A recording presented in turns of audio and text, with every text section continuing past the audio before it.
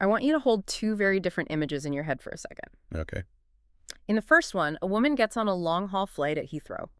She sends exactly one tweet, a bad joke, to her 170 followers. She turns off her phone, puts on her eye mask, and goes to sleep. Mm-hmm. By the time she wakes up 11 hours later, her life is effectively over. She is the #1 trending topic on Earth, and strangers are literally waiting at the arrival's gate to take photos of her ruin. It's a modern nightmare. And then you have the second image, a world where a synthetic Tom Cruise is playing guitar on TikTok, and you cannot tell it's fake. Right. Meanwhile, criminal syndicates are buying scam franchises online, literally crime in a box, and running billion-dollar fraud operations with total impunity. It feels like a glitch in the simulation, doesn't it? On one hand, a private citizen can be destroyed for a joke she made while sleeping. Wish she was asleep, yeah. On the other, we have industrialized crime and AI that can counterfeit reality itself. But you see, it's not a glitch. It's the defining tension of the moment. It's the friction between three massive tectonic plates: freedom, liberty, and responsibility. And that is exactly what we are unpacking in this deep dive. We've gone through a stack of sources that is, frankly, a little terrifying. It really is. We're pulling from political philosophy lectures by Dr. Z, investigative reports on global cybercrime from the Financial Times, deepfake showcases from 60 Minutes, and legal breakdowns from the EFF and John Oliver. So the mission today is to figure out if our technological freedom has completely outpaced our ability to handle it. We're looking at what happens when the lines between truth, satire, and crime don't just blur, they dissolve. So, okay, before we get to the scary tech, we have to lay the bedrock. We tend to use the words freedom and liberty interchangeably. I do it all the time. Everybody does. But looking at the lectures from Dr. Z at Virginia Tech, that's actually a mistake. They aren't the same thing. Right, and the distinction is crucial for understanding the internet. Dr. Z defines freedom in the broadest, rawest sense. It's the ability to act. It's just the ability. Yeah, it covers everything: civil, political, personal. It is the can I do this question. Can I post this tweet? Can I write this code? Can I drive this car? Whereas liberty has a much more specific flavor in the source material. Exactly. Liberty is historically tied to civil and political rights. But here's the key insight. It emphasizes collective well-being. Liberty isn't just about you doing whatever you want. It's about freedom existing within a framework that protects the group. So, to use an analogy, freedom is having a Ferrari engine that can do 200 miles per hour. Liberty is the speed limit and the lane markers that ensure we don't all die in a fiery crash. That's a perfect way to put it. And the glue holding those two concepts together is the third leg of the stool: responsibility. This is where the source material from Viktor Frankl comes in: Man's Search for Meaning.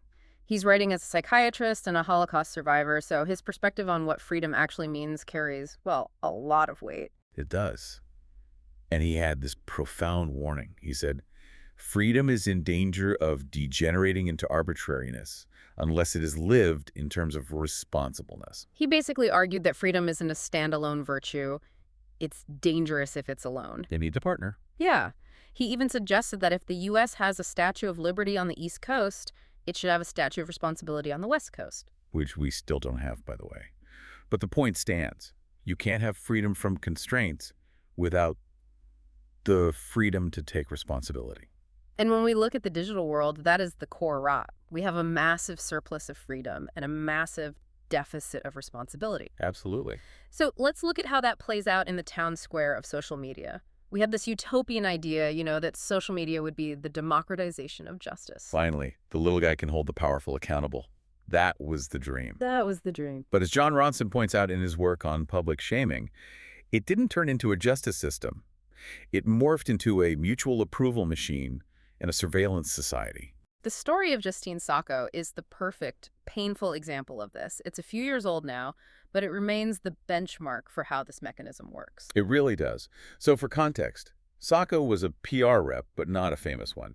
She had 170 followers, mostly friends. Practically nobody. Right.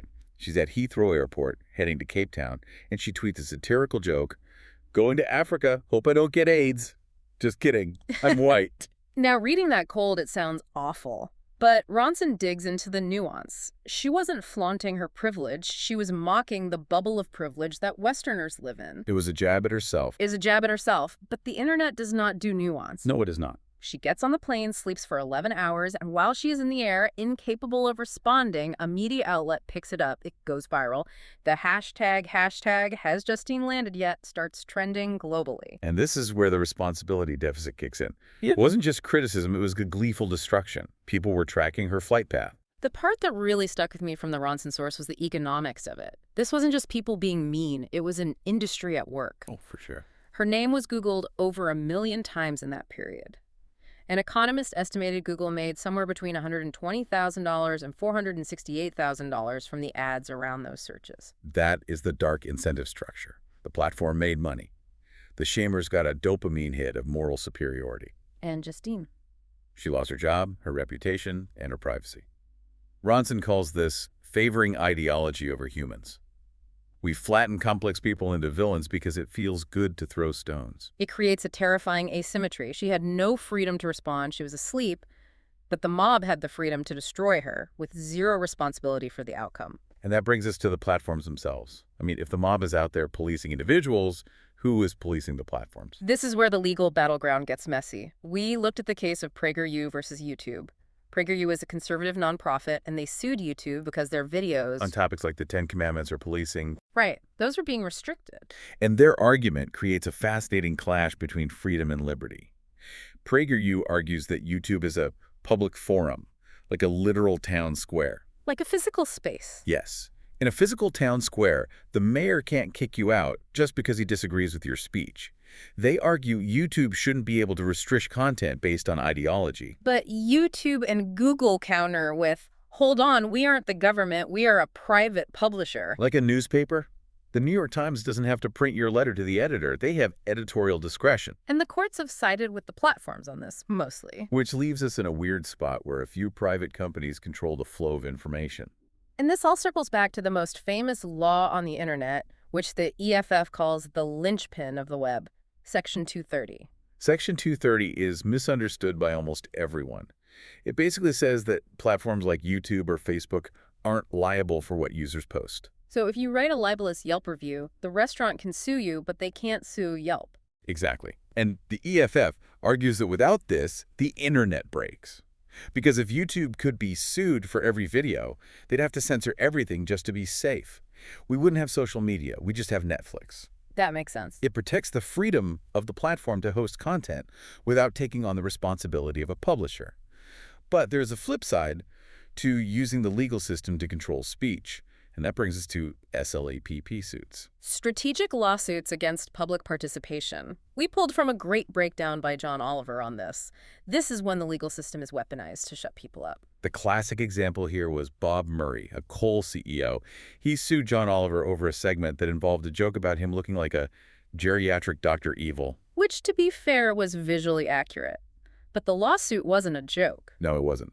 Murray didn't sue because he thought he'd win on the merits of the libel case. He sued to bleed Oliver dry in legal fees. And while HBO can afford lawyers, the source mentioned residents in Uniontown, Alabama people making $14,000 a year who were sued for $30 million just for complaining on Facebook about a coal ash landfill. That is the chilling effect. It creates a silence born of fear. It creates a tiered system of freedom. You only have as much free speech as you can afford to defend in court. So we have people being shamed into silence and people being sued into silence. But now let's flip the script. What happens when speech isn't suppressed but faked? Enter synthetic media. The 60 Minutes report on this was, well, it changes everything. We are moving from fake news to fake reality. The deep Tom Cruise example is the one everyone talks about. You have Chris Ume, a visual effects artist, using AI to stitch a perfect Cruise face onto an impersonator. It fooled millions on TikTok, and Ume says he's doing it to show what's possible. But the commercial applications are already here. Oh, yeah. They showed Snoop Dogg doing an ad for Just Eat. Then, without Snoop even being in the room, they use AI to change his mouth movements to say menu log, a different brand name for the Australian market. Wow. That sounds convenient for Snoop, but then you see the FBI warning. They are warning about synthetic journalists, AI profiles used by Russia and China to spread propaganda. And it goes darker than that. The report cited that 96% of deepfake videos online right now are non-consensual pornography, almost exclusively targeting women. That is horrifying. It brings us right back to Dr. Z's point. We have the technical freedom to create anything, to steal someone's likeness, but zero responsibility for the damage it does. And there's a secondary effect here that I think is even more dangerous. It's called the liar's dividend. The liar's dividend. Yeah. As deepfakes become common, it destroys the concept of objective proof. If a real video surfaces of a politician taking a bribe or a celebrity committing a crime, they can just say, oh, that's a deepfake. And half the public will believe them. It creates plausible deniability for everyone. So truth becomes a matter of opinion. And while we are all arguing over what is real, the criminals are cashing in. We looked at an FT film report on global cybercrime, and the scale is just staggering. It's a $15 trillion industry. If cybercrime were a country, its economy would be challenging the US and China. But what's fascinating and terrifying is the business model. It's not just hackers in hoodies anymore. It's crime as a service. This blew my mind. It's essentially the SaaS model, software as a service, applied to fraud. Exactly. You can go on Telegram and buy a scam kit, the smishing triad example in the report. They sell kits to scammers that look exactly like Postal Service texts or bank alerts. It's a franchise. So you don't need to be a coding genius. You just need to pay the subscription fee. And the technology is getting portable. They found a Malaysian student in Norway carrying an IMIS catcher in his backpack. A fake cell phone tower. A fake cell phone tower. He walks through a city, and thousands of phones connect to his backpack thinking it's the network. He captures their data, sends fake bank texts, and drains accounts. But the most disturbing part of the FT report wasn't the tech. It was the human cost inside the scam centers. The pig butchering scams. This is where the concepts of freedom and liberty completely collapse. You have organizations like the Prince Group, a massive conglomerate in Cambodia. They were accused of running compounds where they traffic human beings. So these aren't just scammers, they are victims themselves. They are slaves, yes. They are forced to work 16 hours a day, scamming people in the West with romance scams or crypto fraud, often under threat of violence. So the person stealing your grandmother's retirement money might be doing it with a gun to their head. It's entirely possible. And the legal system is totally impotent here. We have a source from attorney Steve Vondran explaining John Doe lawsuits. Right, because you don't know who they are. You're suing a ghost. You file a lawsuit against John Doe, hoping to get an IP address, but these syndicates are bouncing signals through 3 different countries. It's the digital Wild West in the truest sense. It feels like we've looped back to where we started, but on a global scale. We began with a single tweet ruining a life, and we ended with AI ruining the concept of truth, all powered by systems that are struggling or refusing to police themselves.